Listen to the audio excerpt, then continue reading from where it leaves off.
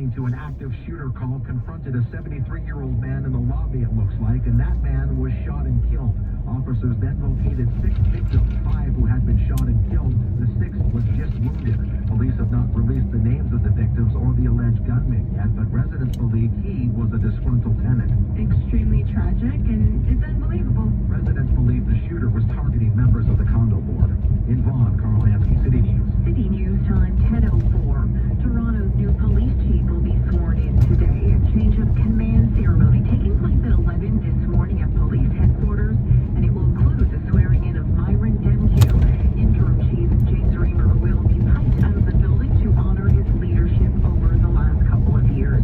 Demkew is a 32-year veteran of the force and was named chief of police following a 2-year search after the resignation of Mark Saunders. And an update now into the investigation into a death at Eglinton GO station. That is continuing today, but the train service, we can tell you, has now resumed at that busy station. Our Kevin Meisner is there.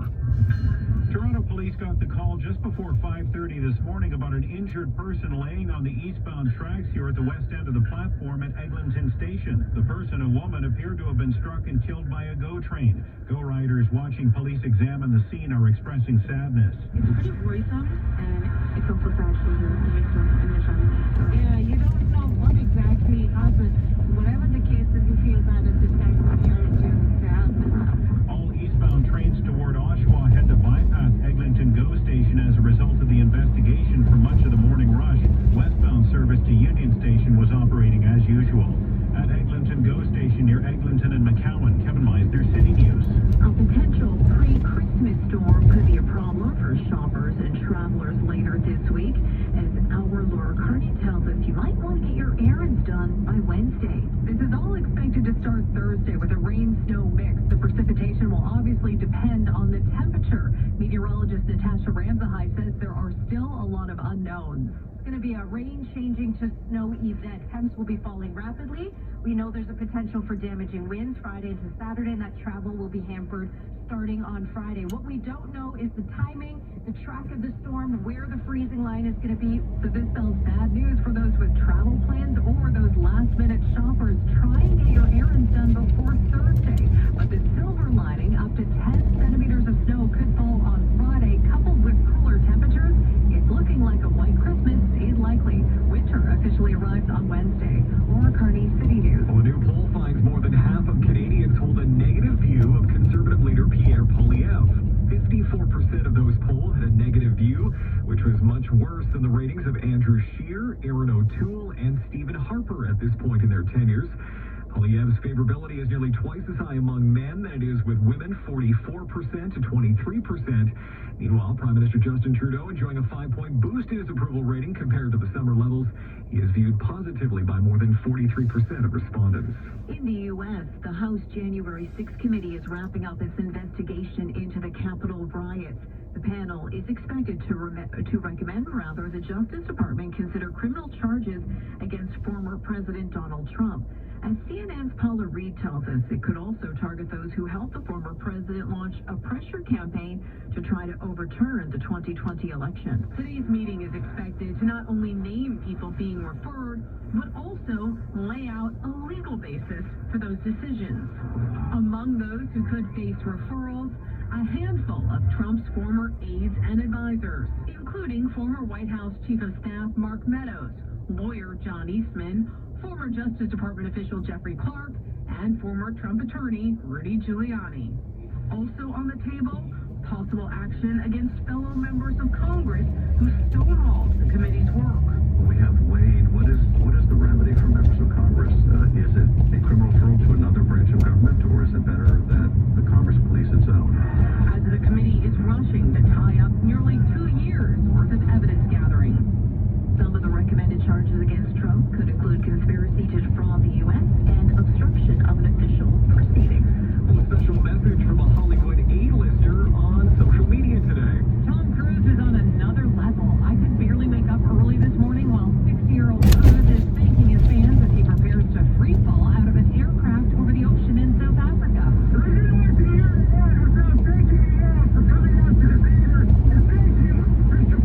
In the clip shared on Twitter, Cruise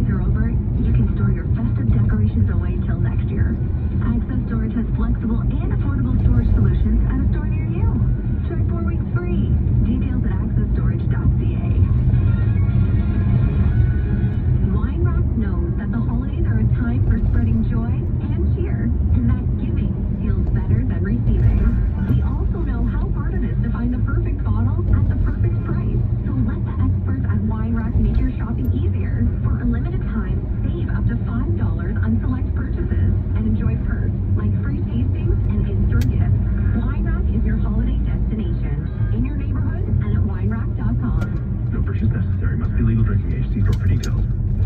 City News Time 10:11. Time now for traffic and weather together on the ones. How are things looking over there, Ari?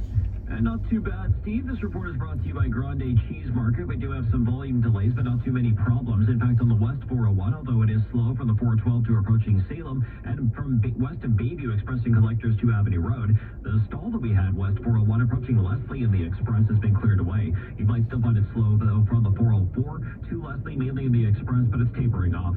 Also on the East 401, it's busy from Dixon to Kiel, Express and collectors. The South 400 slows south of Finch to that eastbound 401 ramp.